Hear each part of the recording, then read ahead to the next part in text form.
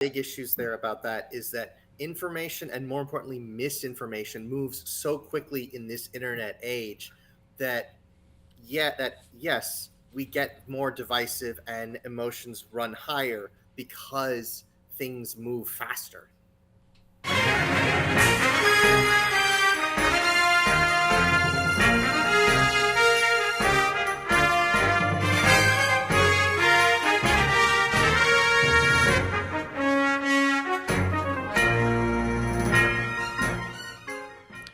Welcome to Third Side Convo, the Tiberius edition. Your panelists today are Brandon Berger, Stacia Boyd, Bill Russell, and oh no, how'd he get there? Joe Boy, and now your host, Tiberius Boy.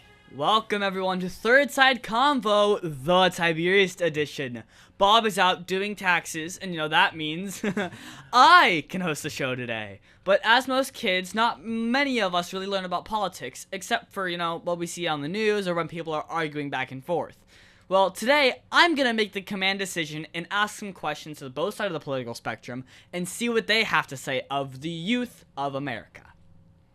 So, some opening and big picture questions is, someone who is, like me, just becoming politically aware, I see a lot of division and anger online in the news. Do you think it's the most polarized America has been, or does it just feel that way because of social media? Any takers for who wants to go first? Are you Stacia, kidding? go right I ahead. will always. I think that it's like, it's one of those things where you have to have historical perspective. Does it feel like we're more polarized than any other time in history? Absolutely. But that completely forgets about, the Civil War. That completely misses the point of the late 60s when there was a lot of polarization and differences of opinion. So are we? Yes, I think it's probably about as bad as it's ever been in my lifetime, certainly. But I think it's really amplified by social media and by it becoming so deep, so personal, and so, anger inducing, and all that you can't get away from it. It's relentless. Yeah. I think one of the big issues there about that is that information and more importantly misinformation moves so quickly in this internet age that yes, we get more divisive and emotions run higher because things move faster. And I have to agree with both Brandon and Stacia on their points. Things have been equally as divisive in the past, the Civil War, the late 60s, and the Vietnam era. It was definitely very, very divided then. But the difference is that today we've got much bigger megaphones, and the information is moving so much more quickly, and everybody has a loud megaphone on the internet and can scream to their heart's content whatever they believe, and oftentimes that is very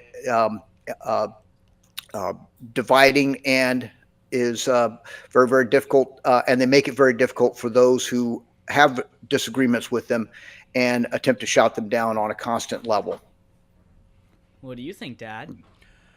Well, back in the 30s and 40s when I was not alive, you could tell a lie about someone and say, this guy's sleeping with this person, and it would take a month before it got across the country to everyone to say what that lie is. And by then it would be refuted. These days with social media, I can tell 15 lies a minute about my opponent, and people are going to believe it way faster because it can be a whole lot harder to refute. In fact, it may take longer to refute than it is to make up the next lie. And that, I think, is really making things a lot harder to be in politics and make things considerably more divisive. I'm kind of glad that we already got an agreeing on the Third Side Convo Tiberius edition. Seems a lot better when I'm here, huh? So, second question. Can I have one more thing real quick, Tiberius? Go ahead. The algorithms. I think the other thing that going right along with what Joe was saying about the fact that, you can do more, but you also now have these things out there in the world who are driving more of the information to you in this sense of really overwhelming quantities. Okay. Yeah, there's definitely a sense of information overload that comes around. Constant, what was the word I was going to use? This constant, as you said, influx of information, and again, misinformation, really kind of brings credence to the adage, bad gas travels fast in a small town. Okay. Well, what do you think, the panel, what do you guys think is the biggest misconception people think on the left and the right have about each other?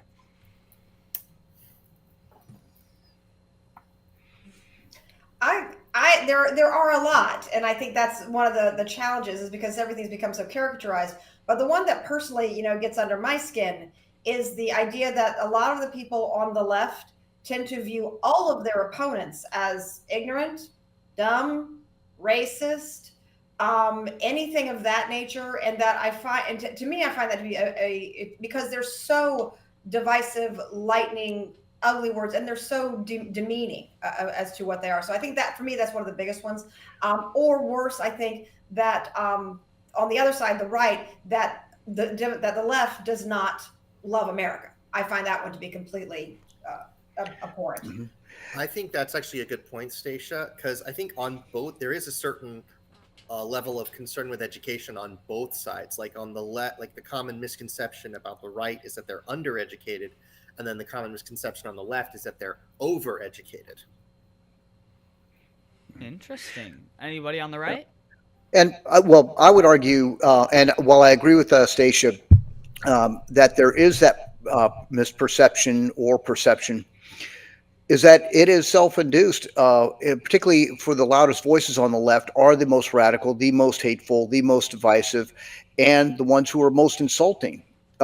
Whereas in general, those who are in the mainstream right, who are in the prominent positions on the right, actually speak to the generally to the issues, whereas those who are the voices and the appointed spokespeople for the left are the ones who are the most insulting and the most divisive in their rhetoric and the attacks. And we see that with the current administration played out time after time after time every day. Well, I can say that I have been very clear that even though I am middle conservative, I am not running out there cheering for Trump. I would not want to work for the man because I don't like. Oh my goodness, you're right. I said it. We have a word that has been said that is not allowed using the Uber discourse rule. Dad, please put the rejected on yourself. Thank you very much. So now we're going to move on to the next question, or unless anybody has anything else to say. Well, I definitely think like this whole divisiveness has actually goes both ways, and historically it has happened like a lot. Like it happens at key points. Like there's always this point where there's always going to be loud, divisive people spouting loud, divisive rhetoric at certain points in history. Like you have that with the Vietnam protests in the 60s, 60s and 70s. 60s and 70s, yeah. And you have that, and you have that now with the highly divisive rhetoric between the people who are very hard right, and then the people who are, and then the thing is, everybody who's very hard right or very hard left is just reactionary to the state of things and to the situation in the country. Okay, well on that topic, why do you think it's become so hard for people to have civil conversations across party lines? I think it's because there's no respect. It's the rhetoric. The respect is immediately gone. When I'm called a homophobe and a racist and a Nazi just for saying, I have some conservative ideas, how are you supposed to answer that? How are you supposed to continue the conversation when you're already being called names? I think you would answer. Well, I also think at the same time, it's like, when the other side says called a libtard, or, so it's also the same kind of that reactionary feeling that it's very hard. But I do think that for me, it's all because the permission structure has been shifted. I mean, there was a time, let's all remember this for our age, when even people who were fairly vile kept their language and their communication style very civil. And if they didn't, they would get shouted down by higher up leaders in their own party or by the masses around them, or they would be distanced from people. You kind of get shunned a little bit. But Stacia, you got to admit, there's a difference between called dumb or a libtard than being called a racist or be called a homophobe. One is really, really bad. The other one is being dumb. You can say I'm not dumb, and you can prove you're not dumb. But how do you prove that you don't inherently hate other races? Joe, there's plenty of foulness on both sides. Because again, a lot of folks on the right are like pedos, groomers, rapists. I mean, there's a lot there. There's plenty to go around on this one. Nobody's cornered the market on that one. Well, I think that you have to look again at who's saying what.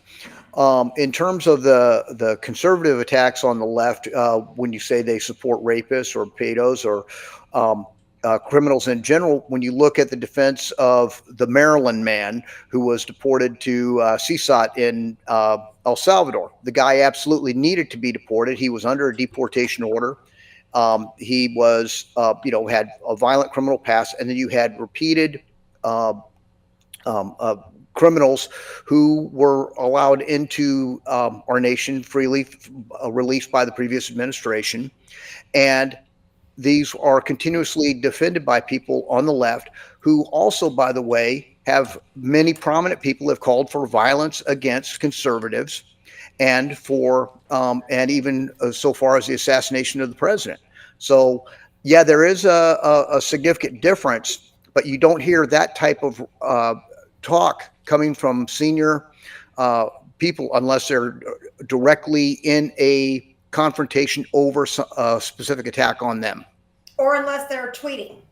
Well, on that note, yes, we're actually going to go to commercial break, everybody. We're going to go to commercial break. And please follow, Third Side Convo on YouTube, Facebook, all that stuff. And hit that subscribe button. Thank you very much, and we will see you guys after the commercial break. Corona Cigar Company is your one-stop shop for all your cigar needs. Whether that's a brand new humidor, a box of those new cigars you've been waiting for, a top-of-the-line cutter or lighter, a place to enjoy the finest cigars and spirits with friends, or the only cigars grown right here in the Sunshine State, we've got you covered. Come visit one of our retail locations for the ultimate cigar experience. Visit us online at coronacigar.com. Oak Ridge Gun Range is a family-oriented shooting range that has been in business for over 30 years. They specialize in basic firearm training and offer numerous services such as consignments, gun trades, gunsmithing, and concealed weapon classes. I even got my training for gun safety at Oak Ridge Gun Range. Great customer service, and firearm safety is what they do best. So find out more at oakridgegunrange.com. And welcome back to Third Side Convo, the Tiberius edition. Now we're going to go to some issue-specific questions. Climate change is, one of the issues that my generation cares the most about. Why do you think it's so hard to get bipartisan action on it? Or bipartisan action on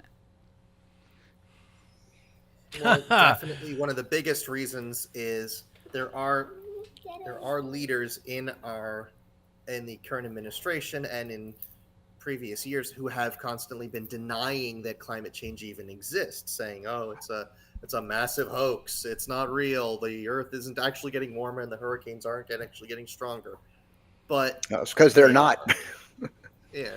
Well, part of your issue is you have a gentleman that came on stage and said we were going to all be underwater by 2024, and that the world was going to be absolute there, and everyone needed to pay lots of taxes to be able to do that. He made millions of dollars, and he did really well for himself. But guess what? We're not underwater. We didn't make extremely major changes, but billions and billions have been paid by America to help all the other countries maybe make changes. So it's a really tough one because everyone's being told, hey, is it true? Oh, you're in denial if you disagree. Well, there are a lot of scientists that have come in and said, hey, you know what? It's not completely true. There are some changes, not all of them. And guess what? We're past that time and we're not underwater. So was he a liar? Did he do it on purpose to get rich? Or was it maybe 2012 we should know some stuff? Everybody's and again, going back like the thing about language is like, I know who you're referring to right now. We don't get to say his name because of who he is, but the scientific consensus is that there is climate change. That is it. In Florida, we have brackish water pushing into the aquifer. We have additional deeper flooding. We have more and more intense, the number of hurricanes faster and more intense. That is happening. And again, third generation Florida native here. I've lived with them for a long time. I can see that one. But I think the real reason is because climate and weather and things like that, those are future events. That's future me's problem. That's kids' problems. That's something else. It's really hard to get excited or worried or even get your mind around. We are, as human beings, we are very poor future planners and future prognosticators, especially about something that we cannot see that is an absolute fact. I mean, it's like it's just something that we're really bad at. I think the big issue that you mentioned, Stacia, is that it's not my problem; it's the children's problem. But here's the issue with that is that if we're just pushing a problem onto them that they did not create or they did not cause, they have to then figure out the solution for themselves. I'm sorry. During COVID, didn't we watch like all the air get clear? Couldn't we see the mountains far distance because the air got clear during COVID? Didn't the Earth repair itself from all the massive damage in less than 2 weeks? No, we saw the air get clear because particles were no longer we were not spewing as many particles into the air. And then it's like, when they started coming back, it's like they started coming back. But the damage created by those things are still there because it's a cumulative effect. It's not an instant thing. It's a cumulative effect. And go ahead. Oh, I was going to say, no, the problem is that on the left, this supposed settled science is totally out of whack, and it is not supported by true science. Yes, there are some list of people who agreed with it who are not climatologists, a vast majority of them. But when you get down to real climatologists, like the guy who's the professor of emeritus at meteorological studies at Yale, and another guy, Jan Lorgman, I believe his name is. But when you look at the actual science of it, we don't deny that the climate is changing. We just accept that it is caused by issues that are beyond our control. Our small human footprint on this earth is not what's changing the planet. It is caused by the sun. There's a long history. When you go back, there's a very good history outlined by Tom Coleman, who was the founder of the Weather Channel 9 years ago, that totally debunked the entire hockey stick and the entire science behind this climate change hysteria that has been used to drain our economy, overtax our people, and essentially destroy our economy. So then let me ask you this, Bill. If climate change is in fact a hoax, then where do you stand on things like so fair enough. If climate change is a myth, it's a hoax, where do you stand on pushing clean energy? Clean energy is meant to combat climate change. Where do you stand on using? Well, I'm all for putting scrubbers on our coal-fired plants using nuclear, which is very, very green, has the lowest footprint. The problem comes when people who, and I'm going to pick on Joe Boy's Tesla here for just a moment, but when you look at the batteries, the environmental damage caused by the batteries, to build the batteries required for Joe Boy's Tesla to function. Oh, by the way, it's a coal-powered car. Did you know that? This whole idea that all this green technology is going to somehow cure our climate and make us cleaner is totally bunk. And one of the dirtiest and the worst power functions we have out there are these windmills. They're killing the birds. They are exceptionally they're a huge environmental problem when they reach their end of life cycle, and they only last about 10 years. And oh, by the way, you got to keep the coal-powered fire plants running because the windmills go quiet at night. So and you can say the same, make similar arguments for solar panels. So yes, we have an obligation to be good stewards of the planet, to invest in technologies that allow us to use the natural resources we have in a clean manner. Okay, well, I agree with you completely on the Tesla thing, because I have a couple of students who are electrical engineers, and they were saying to me, "Oh yeah, the Tesla Cybertruck, its electrical fuel is basically powered from a coal burning plant. So effectively, the cost to the environment in fuel for a Tesla is the same cost to the environment in fuel for like a pickup truck." Mm-hmm. And the long-term environmental effects of that that battery, when the vehicle dies, is terrible. Bill, it's time to move to the next question. We're spending 2 minutes on this subject. We're sorry. Hate to say it, but each side accuses the other of spreading misinformation, as most people do. But how can someone like me figure out what's actually true when everything feels so biased? Well, there's a couple of ways to like kind of figure out when somebody is like, if they are the only one who knows the answer. It's like, they're keeping this from you. I mean, there's certain phrases that as soon as something like that and it's sensationalized, if as soon as you read it, the first thing you feel is absolute anger and offense, chances are somebody's going for clicks. But if you're so finding out good information, also finding out good reputable news sources, and then actually learning how to do actual research. A Google search is not actual research. Most often that's a confirmation bias mechanism. But if you're going to do actual research, but you want to be able to do it quickly at your computer, for example, the easiest way, like for example, talking about the climate change issues, rather than doing your search on Google, you type in scholar.google.com. And now what you're bringing up is all of the scientific and the actual, either scientific, medical, all of that research. Those documents are more difficult. When it comes to legal issues, it's like most of the legal briefs and things of that nature are online. You can read them yourself. So if somebody says, this is what this law just said, it's like, well, go to the federal website.gov and read it. And the idea that people are too stupid to understand it is ridiculous. It's just learning to read and practicing. Well, Dad, what do you think since you have such little time?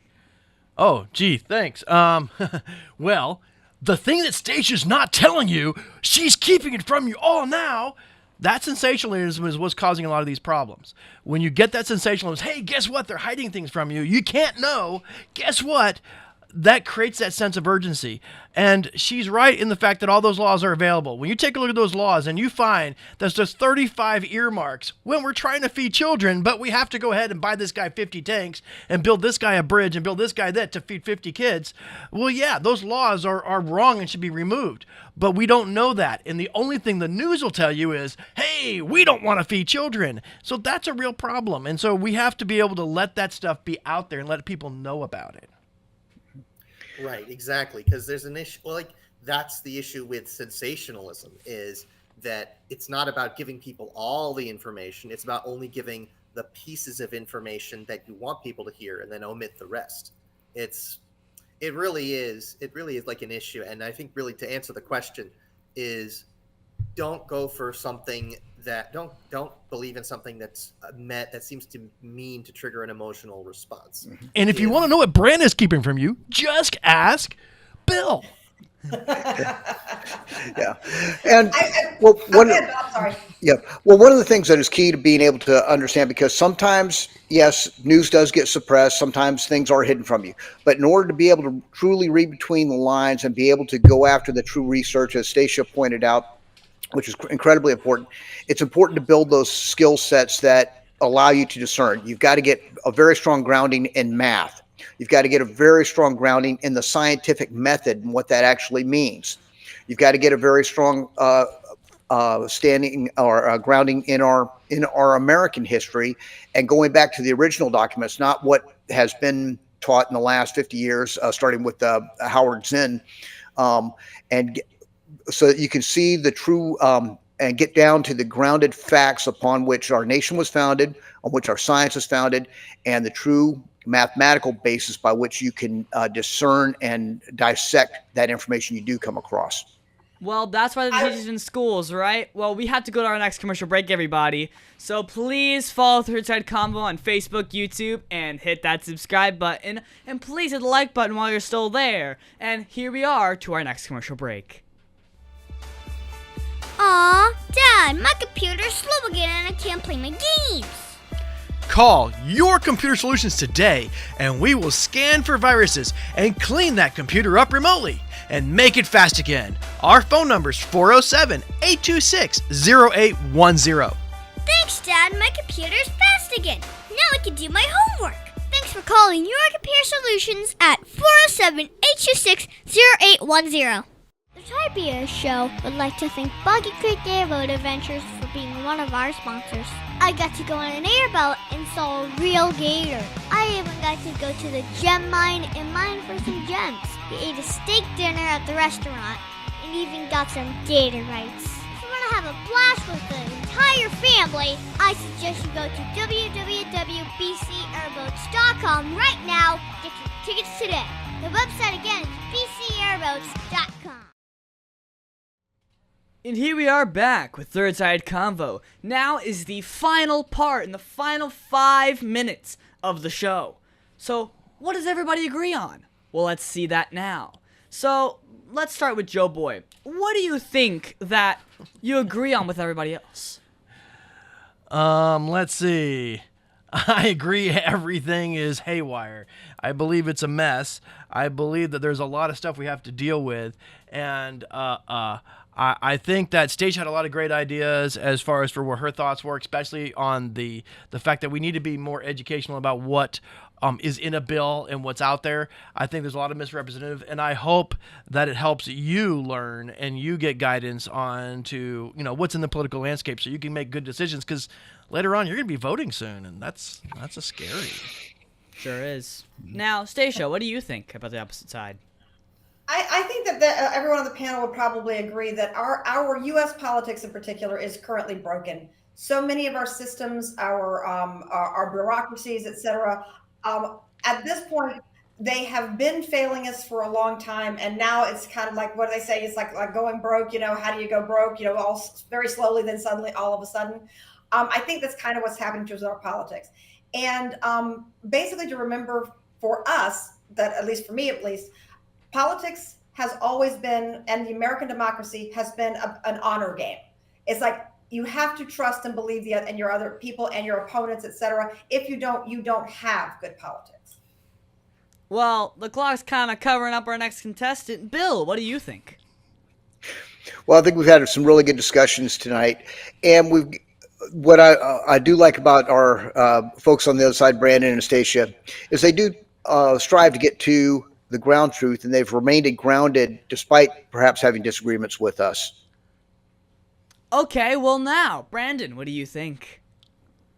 Well, it's definitely there's a lot of rhetoric that has just been dividing us, and I feel like that whole point is to purposefully keep people divided. And there really has to be a sense of mutual respect that actually brings us together. It's not about, oh, I want my side to win, or I don't want your side or I simply don't want your side to win even if I lose kind of thing. It's like we can't go for this mutually assured destruction kind of mentality. Well, I can see that everybody is starting to agree. This is a great show today. Now, we still have about 3 minutes left, so I'll ask one more question. Back to the last question that I asked before the commercial break. Is there a solution to what we can do to solve the social media problem? Oh, the social media problem.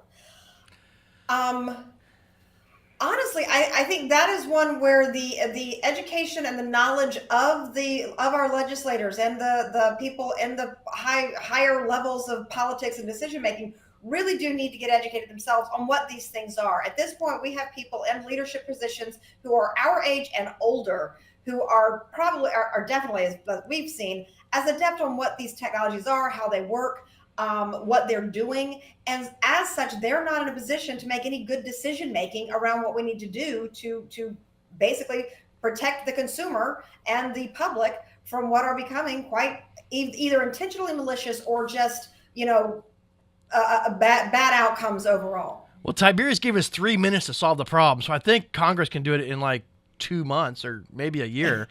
But 3 minutes isn't enough time. But Tiberius, you actually came up with a good idea a while back, and I remember you actually sent letters to our representatives to let them know about it. And part of what your idea was to have Facebook and other social media companies require a state ID, and every kid can get a state ID at 4 years old. And the reason why this is important is because both you and I were forced to give our state ID to Facebook to prove that our last name was Boy, because they thought we were lying. So if they already have a system in place where they can verify ID, then why can't they verify ID from everyone, no matter what? This way, if there's, right away if they're under the age of 18, they're underage, and if someone is sending inappropriate material to a child, we know who did it, and it can be caught and found out. We could solve so many problems if the social community chose on their own to require this, and I think it would solve so many issues. And actually, I can actually say this is true. We did come up with this idea. In fact, my name on Facebook, personal, is Tiberius, Boyd, like Stacia over here. I really need to change it. So, yeah, that was a great show today. I have like 30 seconds to close up the show. I think this went really well. And please be sure to check out Third Side Convo on Facebook and YouTube and all that stuff. Please hit the subscribe button, hit that like button, and ring that bell to get all the notifications. And thank you very much for listening in for the Third Side Convo Tiberius edition.